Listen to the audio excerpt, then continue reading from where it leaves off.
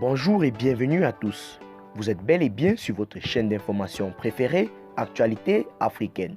L'information nous place au sommet du monde et nous avons pour préoccupation majeure de vous informer non seulement sur l'actualité à l'échelle continentale, mais aussi mondiale. Alors, si vous êtes nouveau sur la chaîne, pensez à vous abonner. Eh bien les amis, faisons encore un petit tour du côté du Mali pour, n'est-ce pas, déguster la quintessence de l'information selon laquelle l'archevêque Kodja serait déçu de la CEDEAO. En ces termes, il a cité que l'on utilise des noix pour punir leurs propres frères. Comment donc comprendre cette polémique qui actuellement sévit au Mali? L'archevêque du Mali vraiment se sent déçu. En effet, le dimanche 9 janvier 2022, la CEDEAO a affirmé avoir arrêté un ensemble de sanctions contre le Mali. La fermeture des frontières terrestres et aériennes entre les pays de la CEDEAO et le Mali a été décidée lors de ce sommet. Les chefs d'État de la sous-région ouest africaine ont été jusqu'à décider de la suspension des transactions commerciales entre les pays de la CEDEAO et ce pays frère. Plus loin encore, la décision du gel des avoirs de la République du Mali dans les banques centrales de la CEDEAO s'est ajoutée aux premières sanctions déjà lourdes.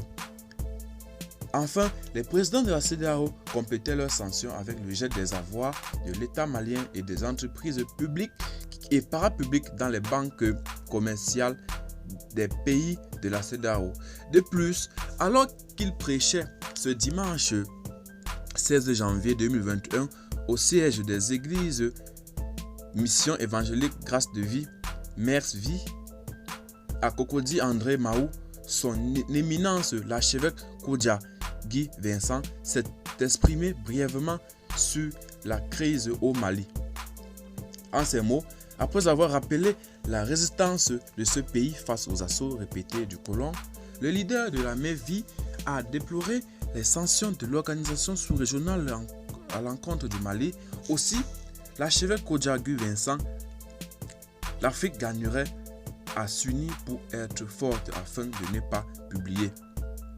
Néanmoins, aujourd'hui, les gens sont surpris par la résistance du Mali. Ils ne comprennent pas. Les pays qui ont été pris par les colons, ça s'est fait en quelques jours. Pour prendre le Mali, ça a pris 70 ans. Le Mali, ce n'est pas un petit pays. Tous les pays limitrophes que vous voyez, beaucoup sont d'origine malienne. Les Maliens sont partout. Ils ont des universités avant des Blancs. Mansa Moussa, c'était un roi. Il faisait déjà des croisades à l'époque. A-t-il rappelé l'archevêque Vincent? Puis, a-t-il poursuivi en disant ceci: c'est la colonie qui a mis l'Afrique en retard. Mais le problème des Africains, on n'est pas solidaire. On paye toujours les Noirs pour tuer leurs propres frères. Ils ont payé un Noir pour tuer Malcolm X, Martin Luther King. On utilise des Noirs pour punir leurs propres frères. Noirs, et ils en sont fiers. Honte à vous. Tant que l'Afrique n'est pas forte, elle va subir. Tant que l'Afrique n'est pas unie, elle va subir. A-t-il prévenu? A-t-il déclaré l'archevêque Vincent? Alors, c'est donc sur ces termes que nous mettons fin à notre minute d'information. Si vous avez trouvé la vidéo intéressante, n'hésitez pas à vous abonner et surtout de la partager.